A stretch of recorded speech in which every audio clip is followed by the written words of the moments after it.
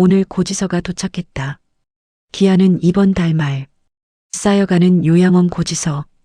그리고 다가오는 재계약. 우편함에서 받아든 장기요양 등급 심사 결과. 우리는 무엇을 결정해야 할까?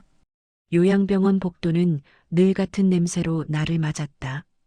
바닥에 다시 올린 왁스가 형광등 아래서 번들거리고 멀찍이서 휠체어 바퀴가 일정한 박자를 찍으며 지나갔다.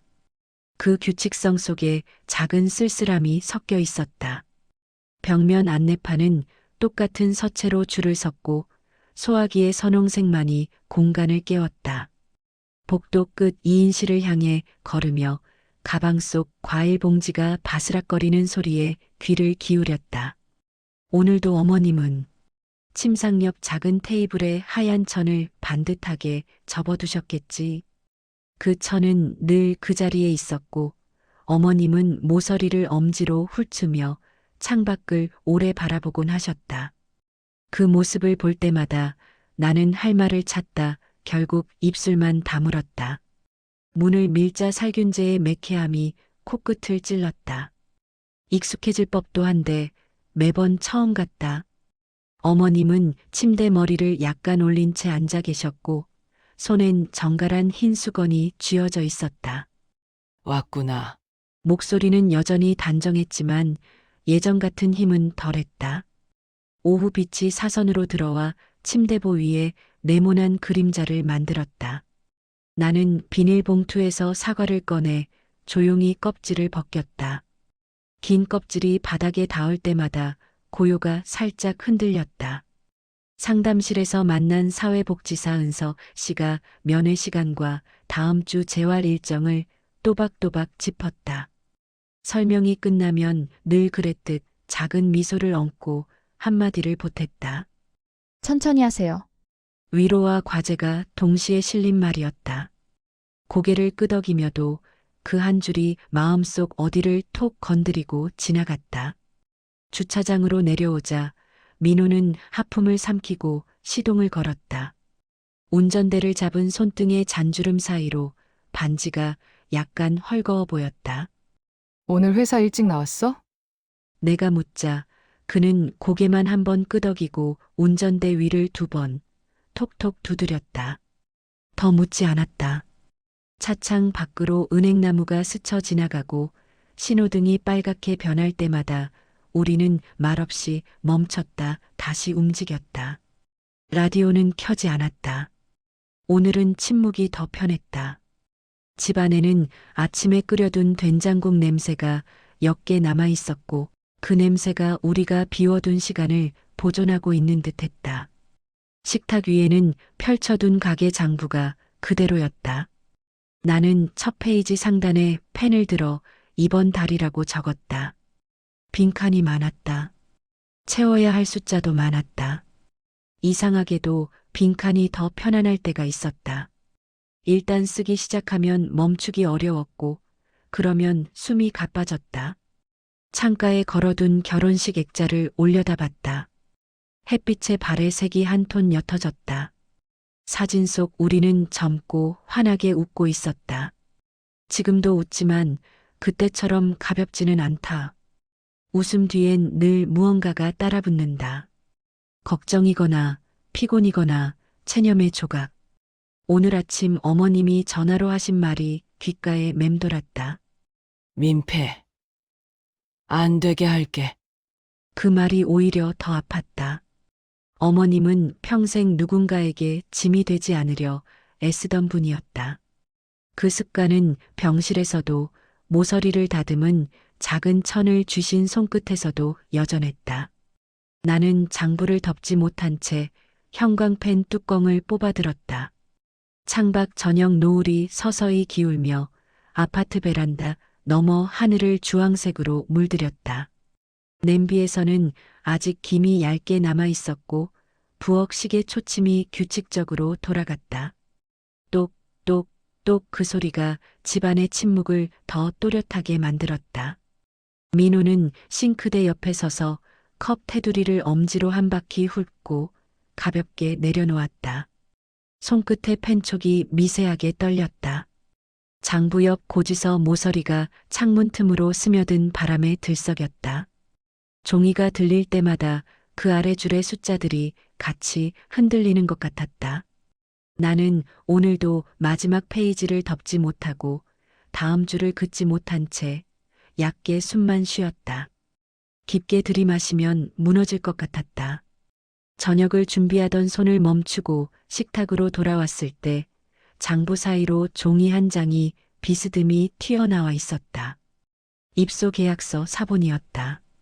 모서리에 연한 갈색이 번져 있었고 그 얼룩을 보는 순간 서늘한 기억이 올라왔다. 그날도 해가 지던 무렵 상담실에서 돌아와 멍하니 종이 묶음을 내려다보며 컵을 들었다가 손이 떨려 액체가 흘렀다. 휴지로 눌러 닦았지만 색은 남았다. 그 뒤로 그 얼룩은 우리가 이미 한 번 결정을 통과했다는 표식처럼 느껴졌다. 지울 수 없는 흔적. 종이를 들어 올리자 그때의 당황스러움과 어깨에 실리던 무게가 다시 손에 얹혔다. 상담사가 건네준 봉투를 들고 집으로 올 때 가방 끈이 유난히 얇아 보였던 것도 함께 휴대폰이 테이블에서 짧게 떨렸다. 한 번, 두 번, 세 번 부르르가 연달아 이어졌고 화면 위로 결제 알림이 줄을 섰다. 월 비용, 약가, 소모품, 금주 물리치료 추가분. 익숙한 항목들인데도 익숙함이 오히려 무게를 더했다. 매달 비슷한 숫자들이 반복되는데 나는 매번 새로 놀랐다. 휴대폰을 뒤집어 놓고 형광펜을 쥐었다. 가계부엔 이미 그어놓은 선들이 문장처럼 이어져 있었다. 한 줄, 두 줄, 세 줄 페이지를 넘길수록 색 라인은 늘고 여백은 줄었다. 처음 이 노트를 폈을 땐 바람처럼 넓어 보이던 공간이 이제는 숨고를 틈만 남긴 채 빽빽했다. 옆칸의 작은 메모들, 다음 달 확인, 재문의, 비교도 켜켜이 쌓여 있었다. 확인도 재문이도 비교도 미뤄둔 채 시간이 먼저 지나가고 있을 뿐. 현관이 조심스레 열렸다. 민호가 가방을 내려놓으며 식탁 쪽을 흘깃 보았다. 펼쳐진 장부, 뒤집힌 휴대폰, 겹쳐놓은 종이 더미. 오늘 일찍 왔네. 그는 고개만 끄덕이고 냉장고에서 물을 꺼냈다. 목을 넘기는 꿀꺽 소리가 조용한 집에 또렷이 박혔다. 그의 엄지와 검지가 휴대폰 가장자리를 천천히 쓰다듬었다. 말을 꺼내기 전 시간을 벌 때마다 하던 동작. 물잔이 내려앉는 소리와 동시에 부엌에서 김이 올라 뚜껑이 툭 하고 들썩였다. 규칙적인 소리가 리듬을 만들었지만 그 리듬이 오히려 긴장을 올렸다. 오늘 재계약 안내 문자 왔어요. 내가 먼저 말을 꺼냈다. 민호는 의자를 빼고 앉으며 긴 한숨을 길게 빼냈다.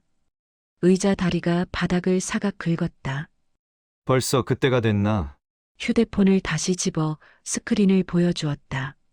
다음 달 15일까지 서류 제출 요망. 짧은 한 줄, 그러나 무게는 단단했다. 민호는 눈길을 화면에서 떼어 테이블 모서리, 창틀, 천장순으로 훑었다. 나를 피하는 시선. 조금만 더 보자. 다음 주쯤 시간 내서 같이 상담 가면 되잖아. 익숙한 말. 조금만 더. 다음 주에. 우리는 몇 달째 그 문장을 너덜너덜해질 때까지 사용해 왔다. 다음 주가 오면 다시 다음 주가 되고 그 사이 날짜는 묵묵히 앞으로만 간다. 고지의 기한은 기다려주지 않았다. 나는 옆에 있던 계약서 모서리를 잡아 올렸다. 종이가 바스락거리며 손끝으로 전달됐다. 얼룩난 귀퉁이가 형광등을 받아 더 선명해졌다. 기한은 정해져 있고 우리 마음만 아직이에요. 말은 담담했지만 펜 집은 손끝이 미세하게 떨렸다. 종이 모서리가 내 힘을 받아 아주 조금 구겨졌다. 민호는 종이를 받아들더니 장부 위로 차곡차곡 포개기 시작했다. 한 장, 두 장, 세 장 겹쳐놓고 모서리를 맞추고 클립을 끼우고 정리는 했지만 글자는 읽지 않았다. 동작으로 시간을 미루는 방식. 병원으로 가며 운전대에 얹던 침묵, 상담실 복도에서 휴대폰만 바라보던 시선, 모두 같은 계열의 체념. 결정을 내리는 순간 무엇인가를 포기해야 한다는 사실을 알기에 둘 다 알고 있으면서도 누군가 먼저 입을 여는 일을 미뤘다. 그때 전화벨이 울렸다. 화면에 어머님 이름이 떴다. 저녁 시간엔 드문 호출이라 손끝이 차가워졌다. 통화 버튼을 누르자 어머님의 목소리가 들렸다. 괜찮다. 두 음절은 여전히 단정했지만 힘이 빠져 있었다. 멀리서 병실의 공기가 스피커로 스며들었다. 누군가의 기침, 복도를 지나는 바퀴 소리, 희미한 호출벨. 면회 올 때 짐 되지 말고 다음 주에 와도 돼. 나는 괜찮으니까. 고개가 저절로 숙여졌다. 어머님은 늘 그렇게 말하셨다. 괜찮다, 민폐 안 끼치겠다. 그 말이 어머니의 예의였다는 걸 알면서도 들을 때마다 가슴이 내려앉았다. 전화를 끊고 휴대폰을 내려놓자 손바닥에 땀이 맺혀 있었다. 귀에 닿던 열기가 서서히 빠졌다. 민호는 여전히 종이 더미 위에 시선을 얹고 있었다. 보는 듯 하면서 아무것도 보지 않는 초점. 나는 손가락으로 고지서 하단의 붉은 날짜를 짚었다. 잉크는 차가웠다. 인쇄된 글자인데도 온도감이 느껴졌다. 다음 달은 어떤가요? 민호가 고개를 들었다. 시선이 마주친 순간 테이블 위 종이 더미가 우리 사이에서 얇지만 단단한 벽이 되었다. 부엌에서 김이 한 번 더 크게 치솟았다. 뚜껑이 톡톡 튀었고 가장자리에 물이 머물렀다. 나는 자리에서 일어나 불을 낮췄다. 파란 불꽃이 작아지자 끓는 소리도 잦아들었다. 다시 식탁을 보니 민호는 같은 자세로 앉아 있었다. 어깨가 내려가 있고 손은 종이 위에 얹힌 채 형광등은 그의 옆얼굴을 평평한 빛으로 만들어 더 피곤해 보이게 했다. 나는 국자를 들어 그릇을 채웠다. 김이 얼굴을 스쳐 눈가가 따가웠고 안경에 습기가 앉았다. 옷자락으로 유리를 훑어 투명함을 되돌렸다. 그 사이에도 휴대폰은 짧게 한 번씩 떨렸다. 또 다른 청구, 또 다른 결제. 한 번, 두 번, 세 번 숫자를 세듯이. 저녁은 조용했다. 수저가 그릇 닿는 소리만 간간이 났고 우리는 서로의 눈을 피했다. 민호는 천천히 씹었고 나는 국물을 마시며 창밖 어둠이 내려앉는 속도를 보았다. 거실 창 너머 가로등이 하나둘 딱 하고 켜졌다. 정해진 시각의 불빛. 매일 같은 시간에 켜지고 같은 시간에 꺼지는 규칙. 우리의 하루처럼. 식사가 끝나자 민호가 설거지를 하겠다고 말했다. 괜찮아요. 쉬세요. 그는 더 말하지 않고 거실로 걸어가 소파에 몸을 기대었다. 발소리가 복도를 지나며 툭툭 멀어졌다. 싱크대 앞에 혼자 섰다. 찬물이 손등을 타고 흘렀고 창문 유리에 비친 얼굴이 희미하게 떴다. 눈가 주름이 깊고 입술이 굳었다. 유리 속 사람은 실제보다 한두 해 더 늙어 보였다. 혹은 그게 지금의 실제일지도. 수세미로 접시를 문지르며 생각이 돌아갔다. 우리는 언제부터 말을 아꼈을까? 언제부터 서로의 눈을 피하기 시작했을까? 예전 저녁엔 가벼운 이야기들이 있었다. 회사에서 건너온 가십, TV에서 본 장면, 주말의 허술한 계획. 요즘의 대화는 필요한 문장들로만 구성됐다. 병원 방문 시간, 서류 제출일, 다음 달 비용. 손끝에서 물이 떨어질 때마다 노트에 빈칸이 떠올랐다. 채워야 할 것들이 너무 많다. 어디서부터 써야 할지 손이 먼저 멈춘다. 설거지를 마치고 돌아오니 종이 더미는 그대로였다. 가장 위에 올려진 안내문을 집어들었다. 재계약 안내. 계약 연장 시 변경 사항 확인 요망. 본인 부담금 조정 가능성 있음. 작은 글자 하나가 눈에 바늘처럼 들어왔다. 조정이라는 단어는 대부분 위쪽을 가리키는 화살표처럼 느껴졌다. 나는 형광펜을 들어 그 문장 위로 노란 선을 그었다. 그리고 여백에 별표 하나를 그렸다. 잊지 말아야 한다는 신호. 손끝이 흔들렸지만 별은 정확히 찍혔다. 거실에서는 뉴스가 흘렀다. 앵커의 목소리가 기계적으로 문장을 밀어냈지만 단어들은 우리에게 닿지 않았다. 민호는 화면을 보지 않고 천장을 봤다.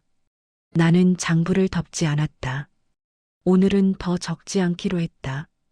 손에 힘이 없었고 머릿속도 뒤엉켜 있었다. 커튼을 치지 않은 창으로 밤 공기가 서서히 스며들었다. 어깨에 담요를 얹었지만 추위는 몸 안쪽에서 올라왔다. 담요로는 막기 어려운 종류의 냉기. 휴대폰이 다시 짧게 울렸다. 이번엔 메시지가 아니라 알람. 내일 병원 면회. 알림을 끄고 뒤집어 두었다. 내일도 같은 복도를 걸을 것이다. 창틀의 반사와 바퀴 소리, 어머님의 괜찮다와 흰 천의 모서리. 그리고 저녁이면 다시 이 식탁 앞 같은 노트를 펼칠 것이다. 줄을 긋고 작은 별을 찍고 숨을 고르고 반복되는 하루의 수기. 형광펜을 내려놓고 손가락을 깍지 꼈다. 마디에 힘이 들어가 하얗게 변했지만 미세한 떨림은 멈추지 않았다. 이틀 뒤 우리는 요양원 상담실 앞 복도에서 번호표를 뽑았다. 기계가 딸깍 소리를 내며 하얀 종이를 밀어냈고 민호가 그것을 받아들었다. 37번. 앞에 켜진 숫자는 아직 멀었다. 인조가죽 의자에 나란히 앉자 등받이가 차갑게 등을 밀었다. 앉을 때마다 삐걱 미세한 소리가 났다. 오래 머물러도 편해지지 않는 의자였다. 형광등은 환했지만 온도는 없었다. 벽의 표지판들은 반짝이며 서로 다른 방향을 가리켰다. 상담실, 행정실, 화장실, 비상구. 길 안내는 과하다 싶을 만큼 명확한데 우리가 어디로 가야 하는지는 여전히 모호했다. 민호는 번호표를 쥔 손으로 휴대폰을 켰다 껐다 했다. 특별히 볼 건 없었고 손에 뭔가가 있어야 마음이 덜 흔들리는 듯 했다. 엄지는 화면 모서리를 무의미하게 훑었다. 나는 가방에서 작은 메모장을 꺼냈다. 미리 정리해둔 세 줄이 첫 페이지에 있었다. 등급 재판정 절차, 본인 부담 조정 기준, 시설 전환 서류. 각 항목 아래에는 다시 작은 글자들이 층을 이뤘다. 여백에는 형광펜 선이 몇 줄, 별표가 군데군데 찍혀 있었다. 어젯밤 이 세 줄을 놓고 한참을 앉아 있었다. 쓰고 지우고 다시 쓰기를 반복하며 무엇부터 물을지 순서를 바꿨다. 전광판의 숫자가 바뀌었다. 32번 5팀이 남았다. 한 팀에 10분씩 잡으면 대략 50분. 옆 의자에 앉은 노부부가 아주 낮은 목소리로 속삭였다. 다음 달 또 오른대. 얼만데? 수십만 원 더.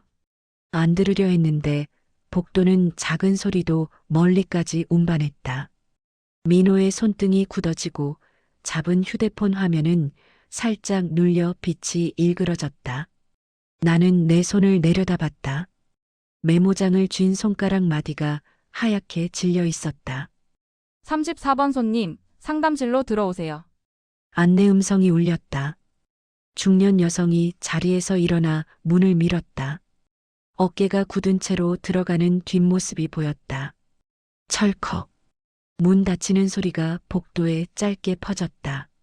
나는 메모장을 한 번 더 펼쳐 그 세 줄을 다시 읽었다.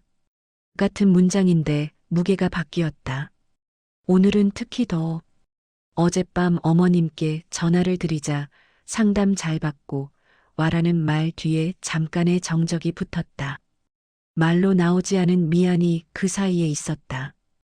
떨림과 머뭇거림으로만 전해지는 마음. 알면서도 받아 적을 수 없는 종류의 문장. 37번 손님. 드디어 우리 차례였다.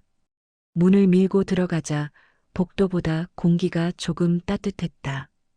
히터가 켜져 있는 듯한 온기. 하얀 책상 위에는 바인더가 색깔별로 정렬돼 있었고 모니터 가장자리에는 노란 분홍 포스트잇이 층층이 붙어 있었다. 사회복지사 은서 씨가 우리를 보고 고개를 가볍게 숙였다. 앉으세요. 오늘 상담 신청하신 분 맞으시죠? 끝을 흐리지 않는 또박또박한 말투. 같은 말을 수십 번 다듬으며 생긴 리듬. 의자는 복도와 달리 푹신했다. 은서 씨는 화면을 확인하며 키보드를 쳤다. 탁탁 일정한 탁건음. 재계약 관련 문의시고 추가로 궁금하신 부분 있으실까요? 나는 메모장을 내밀었다. 등급 재판정은 어떻게 신청하나요? 내 목소리는 생각보다 단단했다. 은서 씨가 모니터 옆 노란 포스트잇을 하나 떼어 우리 쪽으로 밀었다. 굵은 글씨로 등급 재판정 문의. 많이 여쭤보시는 부분이에요. 잠시만요. 서랍에서 장기요양 안내 책자를 꺼내 펼쳤다. 작은 글씨들이 빼곡하게 들어선 페이지. 신청 자격, 필요 서류, 처리 기간, 결과 통보. 단어는 명확했지만 명확함이 오히려 정보를 두껍게 만들었다. 펜 끝이 줄 위를 가리켰다. 인정 이후 6개월 지나야 신청 가능하고 결과는 12개월 정도 걸려요. 나는 숫자를 받아 적었다. 6개월, 한 달에서 2달. 또 기다림의 길이들. 펜을 잡은 손끝이 살짝 떨려 글자가 오른쪽으로 기울었다. 등급이 바뀌면 본인 부담금도 같이 바뀌나요? 민호가 처음 입을 열었다. 어두운 공기 사이로 나온 목소리. 네. 등급에 따라 비율이 달라집니다. 올라가면 부담 완화 가능하지만 반대의 경우도 있어요. 신청 전에 현재 상태를 잘 확인해야 합니다. 반대. 그 짧은 두 음절이 귓속에 매달렸다. 낮아질 가능성. 그 경우의 숫자는 우리의 쪽으로 더 가까워진다. 나는 여백의 반대 가능성이라고 적고 밑줄을 그었다. 재계약하실 때 조건을 다시 확인하시고 변경사항은 미리 알려주세요. 본인 부담이나 간병 서비스 범위 같은 건 계약서에 꼭 표시되거든요. 설명은 간결했다. 은서 씨의 손은 메모지 모서리를 가볍게 정렬했다. 습관이 만든 사선. 이 책상의 이 자리에서 하루에도 몇 번 같은 문장과 같은 손동작이 반복되겠구나 라는 생각이 지나갔다. 이 의자에 앉은 가족들은 각자 어떤 결론을 적고 나갔을까? 설명 말미 은서 씨가 한 줄을 덧붙였다. 지치지 않게요. 천천히 하세요. 오늘 상담의 목표는 그거예요. 업무와 인간 사이에서 건너온 짧은 문장. 고개가 저절로 끄덕여졌다. 고맙습니다. 우리는 자리에서 일어났고 은서 씨는 상담 메모와 안내 책자를 함께 건넸다. 메모엔 핵심이 정리돼 있었고 중요한 부분엔 얇은 밑줄이 드러누워 있었다. 글씨는 반듯했다. 복도로 나오니 공기가 다시 차가워졌다. 가방 안으로 책자를 넣자 종이 몇 장이 만든 무게가 어깨끈을 잡아당겼다. 왁스 냄새가 코끝을 찔렀다. 엘리베이터를 기다리던 민호가 지갑을 꺼냈다. 카드를 확인하는 척하다 작은 사진 한 장이 미끄러져 나왔다. 흑백의 두 사람. 젊은 어머님과 시아버님이 같은 방향을 보며 웃고 있었다. 민호가 사진 모서리를 엄지로 천천히 문질렀다. 낡아해진 종이 가장자리. 아버지 건강하실 때 작은 목소리. 나는 대답하지 않았다. 땡 엘리베이터 도착음이 울리고 문이 열렸다. 닫히는 순간 복도의 빛과 표지판의 화살표가 시야에서 접혔다. 병실로 향하는 동안 차 안은 조용했다. 민호는 운전대를 잡고 나는 창밖을 붙잡았다. 가로수가 숭하고 뒤로 흐르고 신호가 빨갛게 바뀌면 잠시 멈췄다. 멈출 때마다 가방 속 책자 표지를 엄지로 쓸었다. 매끈한 질감. 병원 주차장에 차를 세우고 익숙한 복도를 걸었다. 여기의 공기와 요양원 복도의 공기는 사소한 차이만 남긴 친척 같았다. 문을 열자 어머님은 창가에 앉아 계셨다. 커튼 사이로 들어온 햇빛이 손바닥 위로 사각형을 만들었다. 왔구나. 어머님은 손바닥을 천천히 움직여 빛을 따라갔다. 햇살이 손등에서 잔물결처럼 흔들렸다. 상담 잘 받고 왔니? 네, 잘 들었어요. 어머님은 고개를 끄덕이고 창밖을 다시 보셨다. 손에는 반듯한 흰 천이 여전히 쥐어져 있었다. 민호가 지갑에서 사진을 꺼내 보여드렸다. 어머님은 사진을 받아들고 한참을 내려다보셨다. 손가락 끝이 사진 속 얼굴을 천천히 더듬었다. 그땐 참 좋았지. 낮은 목소리. 눈가가 살짝 젖었다. 1시간쯤 머물렀다. 특별한 대화 없이 과일을 깎아드리고 물을 조금 더 따르고 창밖의 빛과 그림자를 함께 바라보았다. 간호사가 들어와 약을 건네면 어머님은 순순히 삼키셨다. 면회 종료에 가까워지자 어머님이 아주 작게 말씀하셨다. 너무 애쓰지 마라. 난 괜찮다. 나는 내라고만 했다. 그 이상의 문장은 목구멍에서 모양을 잃었다. 집으로 돌아와 식탁에 앉았다. 저녁 햇살이 길어져 테이블 위로 기울었다. 장부를 펼치고 오늘 받은 상담 메모를 옆에 놓았다. 형광펜으로 중요한 문장을 긋는다. 재판정 6개월 이후, 처리 12개월, 부담금 조정 가능성. 선을 긋는 동안 손끝이 떨렸다. 여백에 별표 하나를 찍고 옆에 재판정이라고 적었다. 글자가 조금 흔들렸다. 부르르 휴대폰이 짧게 떨렸다. 청구 예고 알림. 예상 금액이 화면에 떠올랐다. 나는 그 숫자를 그대로 옮겨 적었다. 한 자리까지 정확한 숫자. 우리의 감정만 불안정했다. 거실에서 텔레비전 소리가 흘렀다. 앵커의 문장은 기계처럼 앞으로만 밀렸다.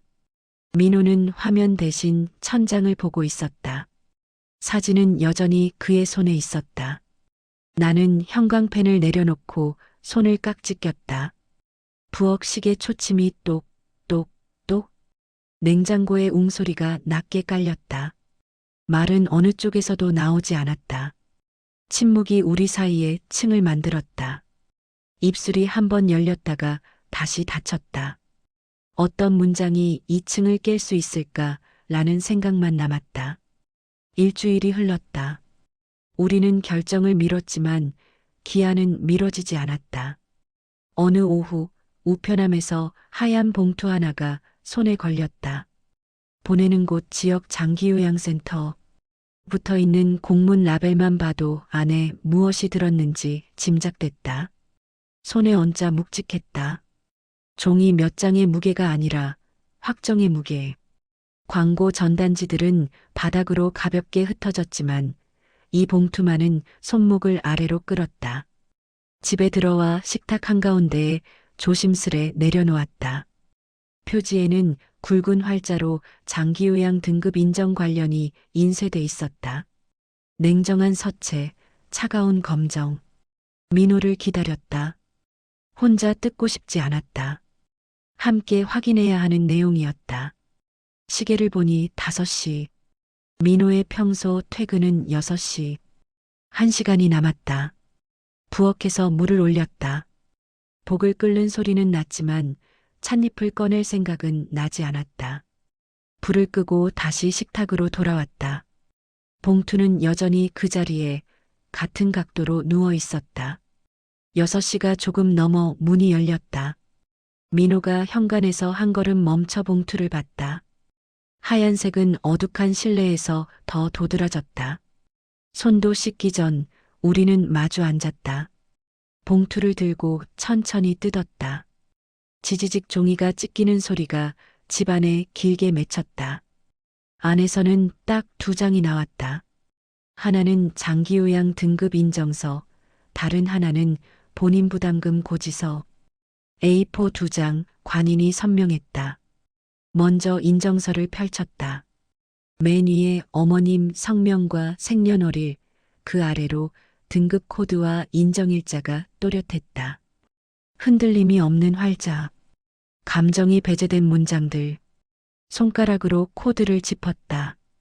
유지, 변동 없음. 안도와 실망이 동시에 올라왔다. 등급이 오르지 않았다는 건 지원이 늘지 않는다는 뜻. 우리가 감당할 몫은 그대로라는 뜻. 손끝이 문장을 따라 내려가다가 유지에서 멈췄다. 민호는 옆에서 고지서를 집어들었다. 하단의 붉은 도장이 눈에 먼저 들어왔다. 그 옆 굵은 글씨로 납부 기한. 이번 달 말일까지. 일주일도 채 남지 않음. 민호는 용지를 테이블에 내려놓으며 길게 숨을 내쉬었다. 후 그의 호흡이 종이 모서리를 살짝 떨게 했다. 변한 게 하나도 없네. 작은 목소리. 인정서와 고지서는 변하지 않는 사실을 말했고 우리의 감정만 오르내렸다. 다음 날 아침 예약해둔 시간에 맞춰 다시 요양원 상담실로 갔다. 접수대를 지나 복도를 걸을 때 어제와 같은 왁스 냄새가 코끝을 비껴갔다. 은서 씨가 우리를 보고 의자를 권했다. 재계약 관련해서 다시 오셨군요. 가방에서 인정서와 고지서를 꺼내 책상 위에 나란히 놓았다. 탁 서류가 플라스틱 표면에 닿는 소리. 은서 씨는 문서를 확인하고 바인더를 펼쳤다. 투명 파일 사이로 날짜가 가지런했다. 계약서, 상담 메모, 결제 기록. 시간의 순서대로 쌓여있는 기록들. 등급은 유지시네요. 재계약 조건은 이전과 동일로 가실지 변경하실 부분이 있는지 살펴볼게요. 모니터에 재계약 항목이 한 줄씩 떠올랐다. 마우스 포인터가 문장 위에 잠깐씩 머물러 속도가 느려졌다. 월 이용료는 현재와 같고요. 추가 서비스는 별도예요. 간병 시간 연장, 물리치료 추가 같은 것들. 설명은 간결했고 중요 포인트에서 호흡이 길어졌다.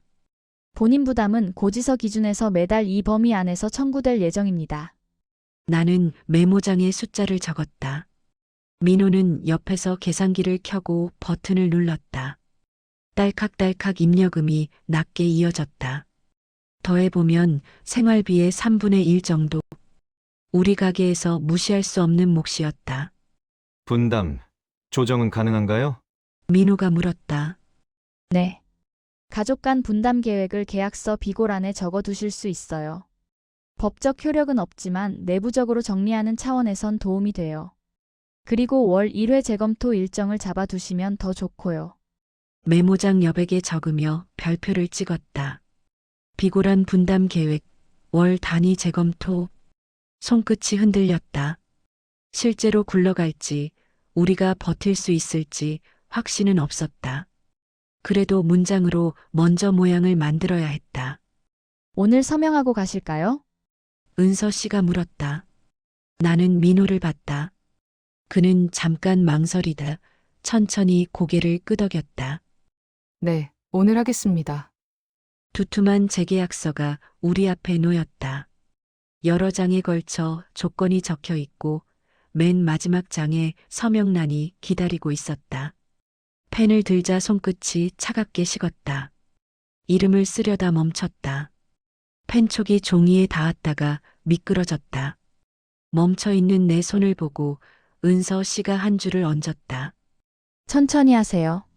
비고란도 꼭 확인하시고요. 한 장 한 장 넘기며 각 항목을 다시 훑었다. 이용료, 간병, 식사, 세탁. 문장은 간단했지만 읽을수록 무게가 더해졌다. 마지막 페이지에 비어있는 칸이 시선을 붙잡았다. 여기에 무엇을 남길 것인가? 어떤 문장으로 우리의 약속을 적을 것인가? 민호의 시선이 조용히 건너왔다. 미안함과 걱정이 비슷한 농도로 섞인 눈빛. 나는 펜을 검지와 엄지 사이에서 한 바퀴 돌렸다.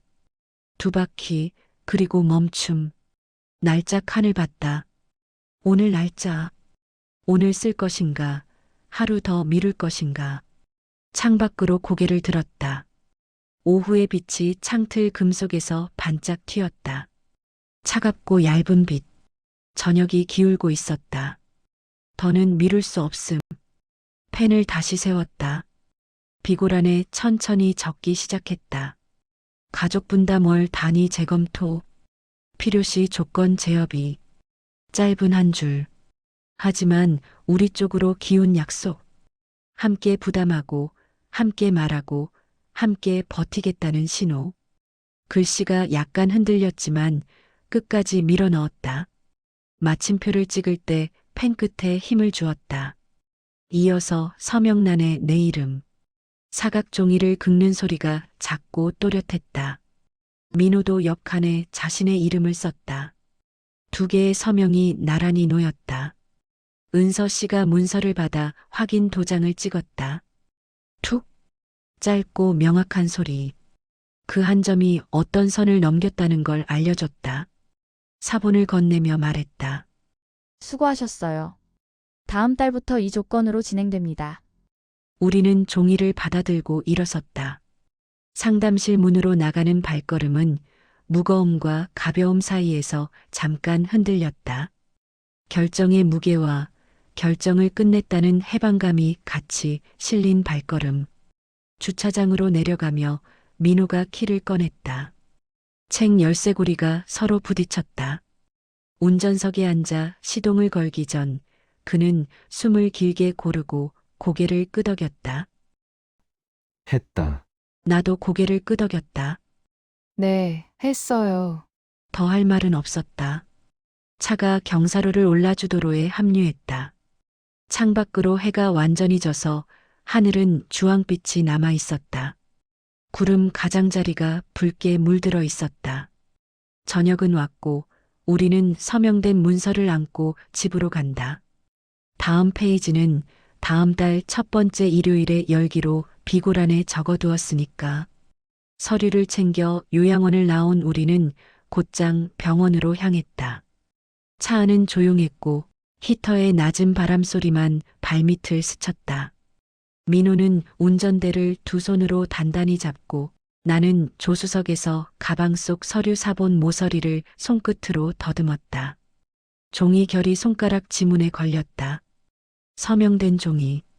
펜촉이 지나간 흔적이 종이 위에 남아 있었다. 돌이킬 수 없는 선. 신호가 빨갛게 바뀌어 차가 멈출 때마다 창밖으로 사람들의 발걸음이 교차했다. 누군가는 급히 뛰었고 누군가는 주머니에 손을 넣은 채 천천히 걸었다. 우리도 어딘가로 가는 중이었다. 이 사실을 어머님께 건네러. 익숙한 상가 간판과 아파트 담장이 흘러가는데 오늘의 풍경은 반톤 낯설어 보였다. 주차장에 차를 세운 민호가 시동을 끈 채 한동안 그대로 앉아 있었다. 핸들 위 그의 손가락 마디가 미세하게 떨려 하얗게 질렸다. 가요. 내가 먼저 문을 열었다. 민호가 짧게 고개를 끄덕였다. 쾅 차문 닫히는 소리가 콘크리트 벽에 짧게 부딪혔다. 익숙한 복도, 왁스 냄새, 바퀴 소리, 멀리서 간호사가 건네는 설명의 리듬. 병실 앞에 서서 숨을 한 번 고르고 똑똑 나무 문을 두드렸다. 들어와요. 어머님의 목소리가 얇게 건너왔다. 문을 열자 어머님은 침대 머리를 세운 채 반쯤 기대 앉아 계셨다. 손에는 여전히 반듯하게 접힌 흰 천. 창가로 들어온 오후빛이 침대 위로 길게 늘어져 태를 만들었다. 우리를 보시고 고개를 돌리셨다. 왔구나. 무슨 일이니?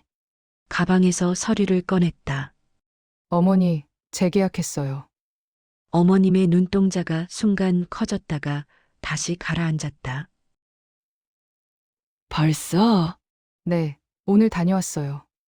침대 옆 의자를 당겨 앉자 다리가 바닥을 사각 긁었다. 민호도 반대편에 걸터 앉았다. 나는 사본을 건넸다. 어머님은 서류를 조금 멀리 잡고 한 줄씩 짚어 내려가셨다. 안경 없이 글자를 읽을 때에 오래된 살림꾼의 눈빛, 비고란의 가족 분담월 단위 재검토에 이르렀을 때 손가락이 멈췄다. 손끝이 문장 위를 천천히 따라갔다.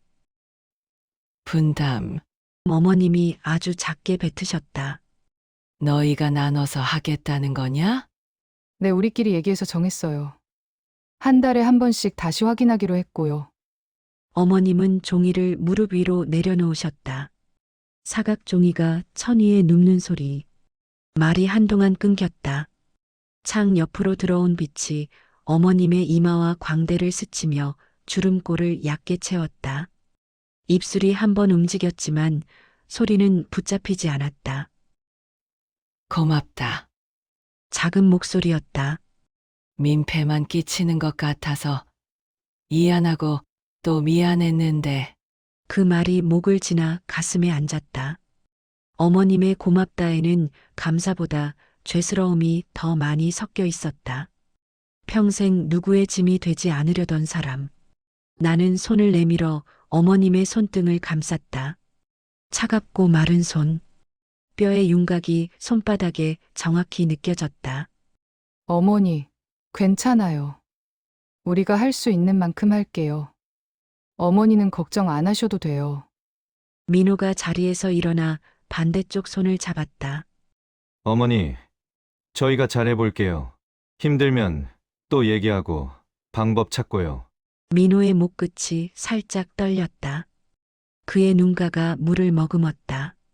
어머님은 우리 두 손을 번갈아 보시더니 아주 천천히 고개를 끄덕이셨다. 그래, 그래라. 손수건으로 눈가를 살짝 찍었다. 촉 흰 천이 물기를 받아들였다. 병실은 잠깐 조용해졌지만 그 정적은 예전의 무게와 달랐다. 무겁지만 따뜻한 종류의 침묵. 바깥에서 새소리가 한 번 스쳤다가 사라졌다. 한 박자 뒤 어머님이 덧붙이셨다. 나도 할 수 있는 건 해야지. 건강이나 잘 챙겨서 너희 짐 털어줘야지. 어머니는 편하게 지내세요. 그게 우리에겐 제일 큰 도움이에요. 어머님이 작은 미소를 그렸다. 오래간만에 보는 표정이었다. 짧지만 거기엔 안도가 있었다. 얼굴이 빛을 조금 더 받아들이는 듯 보였다. 민호가 의자를 밀어 정리하며 말했다. 어머니, 저희 이만 가볼게요. 내일 또 올게요. 그래. 조심해서 가거라. 우리는 문을 닫고 복도로 나왔다. 나는 다시 문 안쪽을 힐끗 돌아봤다. 어머님은 창 쪽으로 고개를 돌리고 계셨다. 손엔 여전히 흰 천, 빛이 얇게 내려앉아 있었다. 엘리베이터 앞 띵하는 도착음이 나기 전 민호가 조심스레 물었다. 잘한 거 맞지? 응, 잘한 거야. 대답은 크지 않았지만 공백을 메울 만큼은 단단했다. 확신이라기보다 책임 쪽으로 기운 결심. 문이 열리고 닫히며 복도의 표지판과 빛이 프레임 밖으로 접혔다. 엘리베이터 안엔 소독약 냄새가 아주 얇게 남아 있었다. 주차장을 나설 때 저녁 공기가 한 번에 몰려왔다. 숨을 내쉴 때 입김이 하얗게 번졌다. 코트깃을 세우고 차로 향했다. 민호가 문을 열어주었고 히터에서 따뜻한 바람이 천천히 올라왔다. 차가 램프를 돌아나가는 동안 백미러에 병원 건물이 작게 흔들렸다. 켜진 창문 불빛들이 점처럼 박혀 있었다. 그 중 하나는 어머님의 병실. 어느 창인지 알 수 없었지만 오늘은 그 등불들이 유난히 또렷했다. 집에 도착해서 현관등이 자동으로 켜졌다. 주황빛이 발치에 번졌다. 신발을 벗고 거실로 들어서자 아침에 펼쳐둔 장부가 식탁 위에 그대로였다. 가방에서 서류를 꺼내 장부 옆에 나란히 뉘었다. 기록과 약속이 나란히. 민호가 부엌에서 물을 따라와 컵 2개를 내려놓았다. 짠! 작은 장난처럼 컵이 부딪혔다. 물은 차갑고 깨끗했다. 목을 타고 내려가는 길이 오랜만에 선명했다. 오늘 저녁은 뭐 먹을까? 남편의 질문이 평소 톤으로 돌아왔다. 냉장고 속을 떠올렸다. 국 끓이고 반찬 데워 먹어요. 그럴까? 우리는 함께 부엌으로 움직였다. 냄비를 꺼내고 물을 받고 물을 사각 깎고 파를 송송 썰고 멸치를 한 줌 털어 넣었다. 불을 켜자 파란 불꽃이 동그랗게 후 피어올랐다. 거품이 한번 올라왔다가 가라앉고 김이 천천히 부엌을 채웠다. 국 끓는 냄새가 집안으로 번졌다. 따뜻한 냄새. 나는 무가 투명해지는 걸 보며 가방 속 서명된 종이의 모서리를 한번 떠올렸다. 종이는 말이 없고 우리는 오늘 그 종이에 우리 목소리를 얹었다. 저녁을 준비하는 동안 부엌 시계의 초침이 규칙적으로 돌았다. 째깍 째깍 째깍. 우리는 말없이 그 소리를 들었다. 말이 없어도 오늘은 빈칸처럼 공허한 침묵이 아니었다. 채워진 침묵. 끓는 소리와 칼등이 도마를 두드리는 리듬이 우리 사이에 얇은 다리를 놓았다. 저녁을 마치고 그릇을 헹군 뒤 거실 창가의 화분 앞에 섰다. 몇 주 새물을 덜 받은 작은 고무나무. 잎 몇 장이 갈색으로 말라 있었다. 손끝으로 살짝 집어 올리자 바스락 저항도 없이 떨어졌다. 손바닥 위에 얇게 부서진 잎 조각을 한참 바라봤다. 떼어내야 새로 난다. 우리도 그런 몫이 있겠지. 마른 잎을 버리고 물뿌리개를 기울였다. 물줄기가 흙 표면에 닿아 스며들며 색을 짙게 바꿨다. 받침에 얕게 고인 물, 유리창에 비친 작은 반짝임. 한숨이 길게 빠져나갔다. 식탁으로 돌아와 장부를 펼쳤다. 책장 넘기는 소리가 고요한 집안에 사각 번졌다. 새 페이지 맨 위에 날짜 대신 세 글자를 썼다. 다시 보기. 검정과 파랑을 잠깐 망설이다. 파란 펜을 골랐다. 시작을 닮은 색. 이 장부는 이제 단순 지출표가 아니라 약속을 확인하는 면이 되었다. 한 달에 한 번 이 장을 다시 펼치기로. 무엇이 잘 굴러가고 무엇을 조정해야 하는지. 글자 옆 여백에 별표를 그렸다. 펜끝이 종이를 긁어 별 모양을 만들 때 미세한 진동이 손목까지 전해졌다. 내 이름 옆에도 작은 별 하나. 괜찮다, 충분하다라는 나만의 표시. 냉장고에서 메모지를 뽑았다. 문에는 이미 몇 장의 일정표와 장보기 목록이 겹쳐 있었다. 자석 펜으로 또박또박 적었다. 가족회의 다음 달 첫째 주 일요일. 노란 메모가 흰 문에 찰칵 붙었다. 지나가며 스치는 공기에 살짝 팔랑 흔들렸지만 자석이 단단히 붙들었다. 잊지 않고 미루지 않고 다시 모이자. 그 문장이 눈에 남았다. 민호는 소파에서 낡은 가죽 지갑을 열어 사진 한 장을 꺼냈다. 젊은 두 사람의 흑백 미소. 그때의 맑은 조도. 민호는 한참을 바라보다가 사진을 장부 옆에 내려놓았다가 다시 거실 선반 위에 세웠다. 옆에는 우리가 찍은 사진들이 몇 장 기대 있었다. 이제 꺼내놔도 될 것 같아. 그래요. 사진은 다른 사진들과 어깨를 맞댔다. 그 자리는 오래 비워둔 의자에 누군가가 돌아와 앉은 것처럼 자연스러웠다. 어머니 손수건. 가방 속에서 하얗게 빛바랜 천을 꺼냈다. 모서리는 실밥이 조금 풀려 있었고 한 귀퉁이에 작은 자수가 있었다. 오래전에 놓인 어머님의 손놀림. 코끝에 가까이 대자 세제와 살균제, 햇빛의 잔향이 얇게 섞여왔다. 세탁 바구니를 꺼내 맨 위에 가지런히 올렸다. 내일 아침 다른 빨래들과 함께 빨아서 가져다 드릴 것. 이건 단순한 빨래가 아니라 서로의 수고를 나누는 일이라는 생각이 들었다. 완벽하진 않아도 서툴러도 우리가 할 수 있는 만큼. 창가로 가서 커튼을 살짝 젖히고 손잡이를 돌렸다.